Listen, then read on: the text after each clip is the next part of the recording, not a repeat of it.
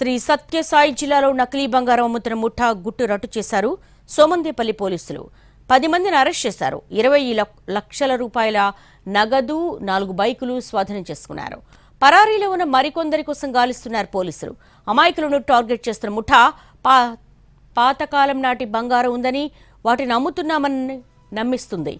లక్షల రూపాయలు విలువ చేసే బంగారు హారాలను తక్కువ రేటుకి ఇస్తామని చెప్తారు. చెక్ చేసుకోమని అసలు బంగారం ఇచ్చి డీల్ కుదిరిన తర్వాత డబ్బులు తీసుకుని నకిలీ బంగారం అంటగడతారు. బాధితులు పోలీసులను ఆశ్రయించడంతో నిఘా పెట్టి ముఠా గుట్టు రట్టు చేశారు పోలీసులు. ముఠా సభ్యులు కర్ణాటకలో కూడా నేరాలకు పాల్పడ్డారని చెప్తున్నారు.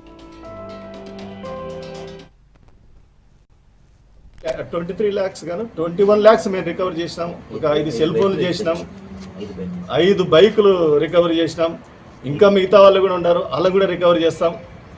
మెయిన్ డబ్బుగా ఇది కాబట్టి ఇమ్మీడియట్గా ఖర్చు చేస్తే వీళ్ళంతా బేకార్ బ్యాచ్. ఇదంతా ఏం డబ్బులు ఏముంటారు, బేకారుగా తిరగడం, తినడం, తాగడం, ఇది పని చేసుకుంటున్నాం. వీళ్ళకు ఏ విధంగా శిక్ష ఏ విధంగా పడాలో చేపించేస్తాం. వీళ్ళు పాత నేరస్తులు ఉన్నారు, వీళ్ళ వృత్తి అది.